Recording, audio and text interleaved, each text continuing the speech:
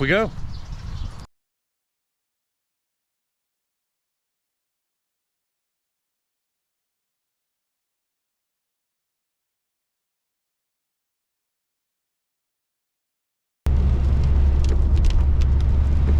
About 15 minutes out, and I was kind of hoping in the back of my head that when I was this close it would be a little bit less dreary and damp, but I mean,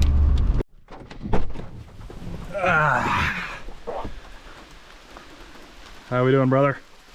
How's the drive? GoPro and everything. Not too bad. You can see. How are we feeling about how wet it is right now? It's not that bad. I went to go pee and I did not get that wet. We'll see. We're gonna load up and see how it goes. We ready, big dog? Let's go. Do a little 360. Show me what you're working with. That's your gear all wrapped up. Oh baby, we ready. Here, hit me with it. Oh, big pops, you know I got the fit. Oh. Hold on, you ready for this? Ooh. And we're off. We got 8 miles and then camp. Let's get it, baby. That kind of.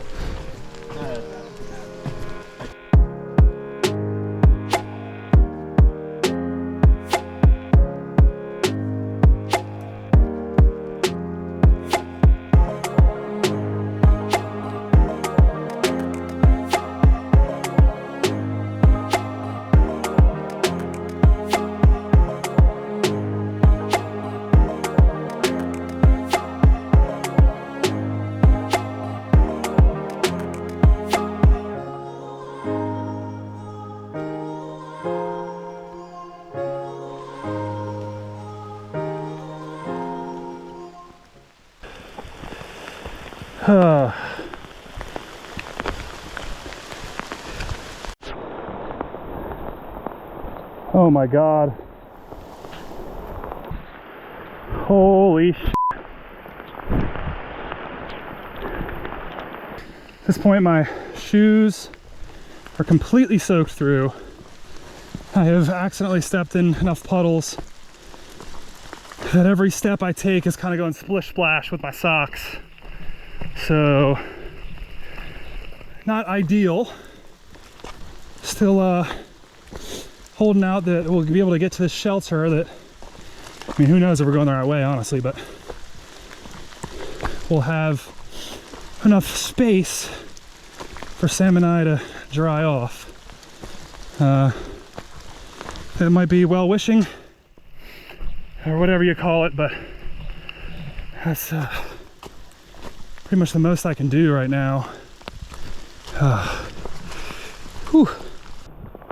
I thought it couldn't rain any harder, but then God said, guess again. Whoo! Oh, dude. Big time boot puddles. Yeah, I mean, oh shit, my phone's probably soaking wet right now. Huh. Well, guess we'll find out. So, we are walking this direction because we ran into some lady who said the shelter was this direction. We were about to go the wrong direction. Sam is still very hopeful. I am, my morale is thinking the farther we go and do not come across said shelter. But hey, it is what it is. I wish it wasn't so foggy. But that view would look pretty good. But just gotta keep moving onward, try and get to the shelter, embrace the suck.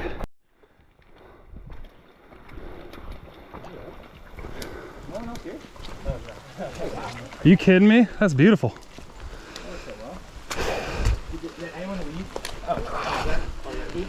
How's it going, guys? I stopped recording at this point out of respect for the privacy of my fellow backpackers. Sam and I must have been the luckiest lads on the trail that day, as there were literally only 2 spaces left in the already crowded shelter. We didn't know it at the time, but that luck was going to save us from a real emergency. After changing to some dry clothes, I began chatting with my shelter mates, while Sam got into a sleeping bag and laid down. Backpackers go by trail names while on trail, and the names of our shelter mates, all of whom I'll never forget, were Big Bear, Shaggy, Hoodin, Mermaid, Listener, and Zone. As I got to know them, asking about their experiences, backgrounds, and advice for new backpackers such as myself, I realized Sam wasn't being quiet due to exhaustion or a bad mood, but that he was in fact experiencing symptoms of hypothermia, shivering and disoriented. With the help of our new trail friends, we were able to get him completely dry, warm, and prevent what could have been a really dangerous situation. After everything got cleared up, we were able to enjoy the evening of laughs, stories, and music courtesy of Zone, while the rain continued to fall outside, deep into the night.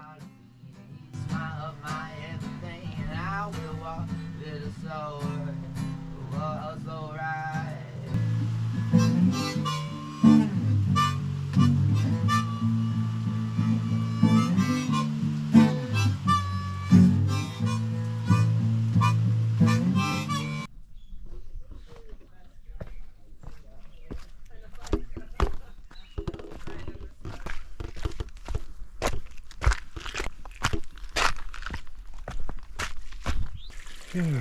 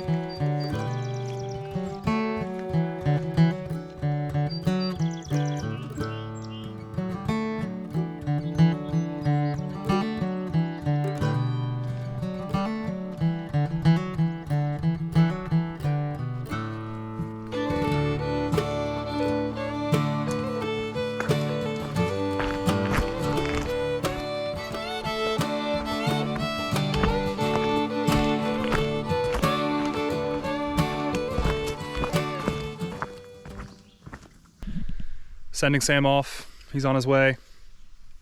Safe travels, buddy. Love you, buddy. I am now doing the rest of my trip solo.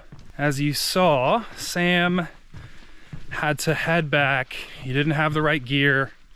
Wasn't necessarily prepared for the weather or the conditions. We got absolutely soaked out the first day, and he was hypothermic, and thankfully with the assistance of some other experienced backpackers, we were able to get him to where we needed him to be, and you know, we made it through the night. I am not satisfied. I want to make sure I get at least one night in my tent. So I am hiking out, I think like 2 or 3 miles to a little campsite that we pass by, and we'll see how it goes. Hopefully I'll be able to, you know, have enough space to set up my tent, make a little dinner, do a little bit of relaxing before nightfall. So here's the hoping. Now that I'm, you know, alone on my trip here, I've been thinking more and more over the past 45 minutes about I guess about being alone, about in the truest sense of being alone, in that you're not only by yourself but unable to talk to anybody else or reach out or contact anybody. And I don't know where I'm so uncomfortable with being alone in that way. I mean, I spend a lot of time by myself, you know, just at my house, or just, you know, going on walks in my neighborhood or in the woods. But I always have the option to reach out to somebody and talk to somebody if I want to or need to. And that's one of the reasons why I really wanted to, you know, get out here and get on a trail and backpack a little bit, is to, well, for one, to really see what that's like, and to figure out, you know, how comfortable I am with that, and you know, be more comfortable when it is just me. I think, you know, and people I've talked to, I think a lot of people feel, you know, the thought of this, of just sort of coming out into the wilderness and, you know, not having any means of contacting the outside world, makes them really uncomfortable. And so one of my goals is to, you know, eventually, hopefully, get to the point where I don't feel that anxiety hanging over me. You know, the need to reach out, or to have the means to reach out. It just seems to me that, you know, in my own, you know, journey for happiness, or whatever you want to call it, the same journey and path that everybody is on, I think for me, mine involves coming out here and not, you know, literally here, just anywhere that is away from my friends and family and the people that I lean on to, you know, to keep me comfortable and being okay with it. So it's weird.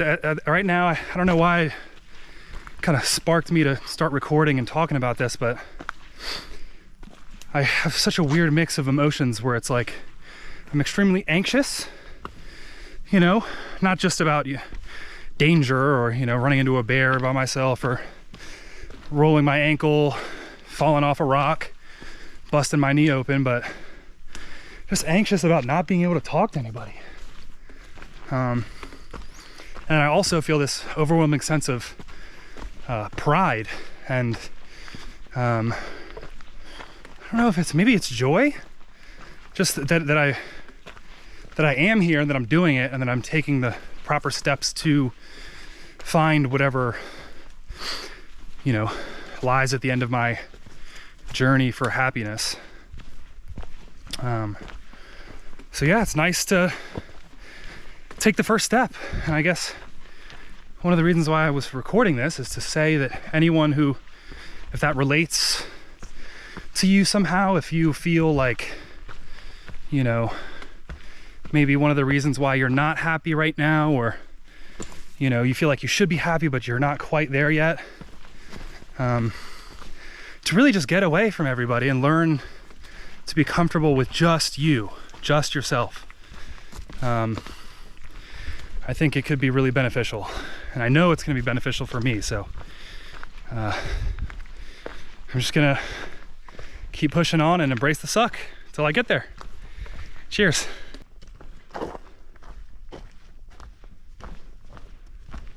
I'm pretty happy with the tent and the way it's set up.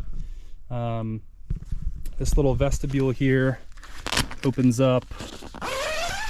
I got a pretty good amount of space here. I have this little baby tarp that I'm going to use to put some of my wet gear out overnight. But I should be able to fit most of my stuff in my tent with me. I kind of also pointed it away from, you know, the trails, just in case, you know, I got my booty out or anything like that. I don't need my my fellow hikers, you know, seeing any of that for free, right? So we're looking good. One thing I did pick up when I went and dropped Sam off at the car earlier, so I went and got a camp stool. Super excited about that.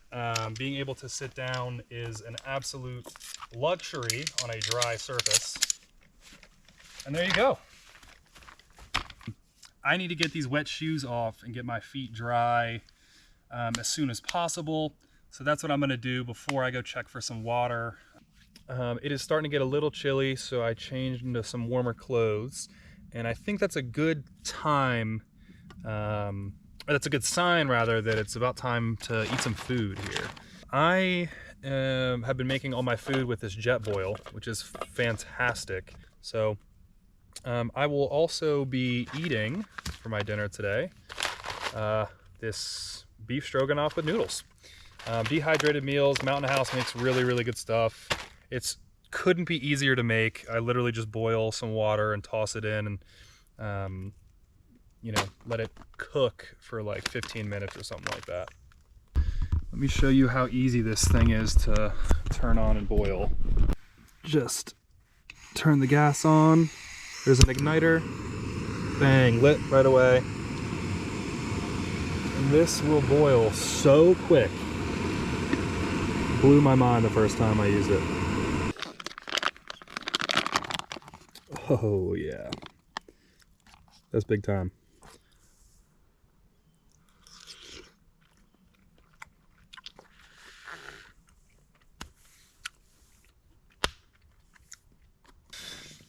I could not be more happy right now. I mean, the difference between tonight and last night is like day and night. You know, at this time last night, I was trying to warm up my hypothermic brother, freaking out in a, you know, completely soaked gear. And tonight I am comfy, cozy, warm, set up in a tent, not in a room full of, you know, snoring strangers. So, yeah. Everything's working out. The only thing I have left to do today is make sure I throw my snacks in a bear box before sleep, because the last thing I need is a bear to come nosing their way into my tent while I am trying to have a peaceful night's sleep. So I think I'm pretty much set for the day. I'm just going to hang out and read and just stay warm. So like I said, I embraced the suck and it worked out.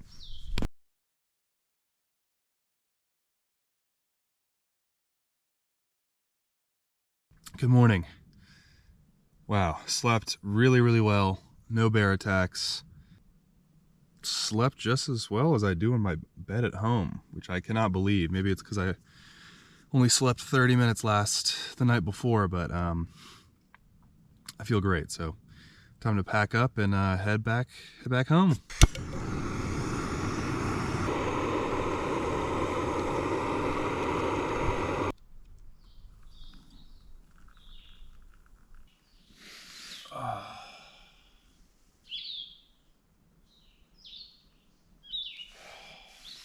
One thing that has been running through my head this morning as I woke up and sort of packed up my my sleep kit, made some coffee. I'm so grateful that I'm able to do something like this, to come out, you know, to a piece of a wilderness and just, you know, just get some time away from, I guess, the real world. But who knows what does that even mean? You know, sitting out here, getting woken up by the birds and not an alarm, and pretty much not having a schedule. I don't, you know, technically I got to be home by work tomorrow morning, but I feel like I have all the time in the world to just pack up and head back at my leisure. So I don't think I practice gratitude enough, and I think that's one thing that I'm going to try and take back with me, is to try and remember to be grateful when I wake up and have my coffee in the morning. Here's to that.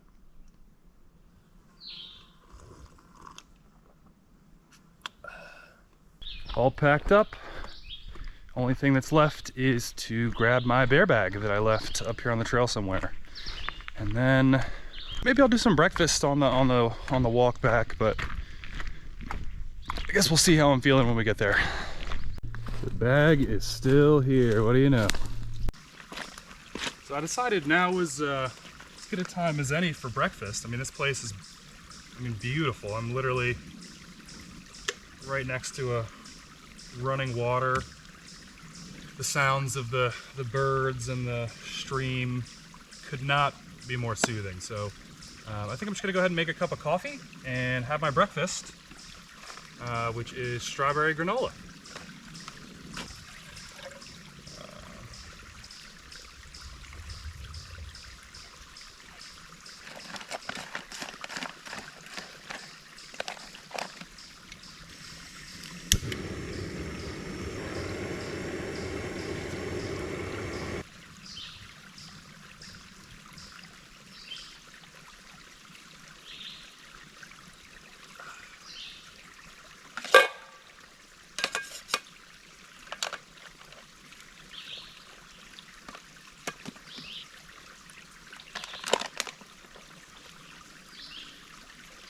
So, I'm not gonna lie, this looks really good.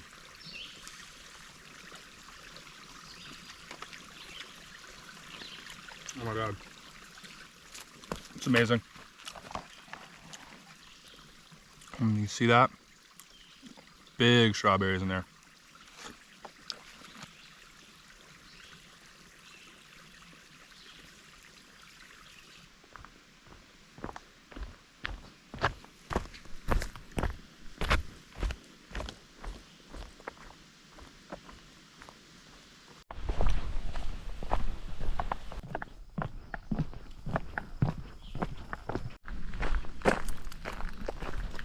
There she is.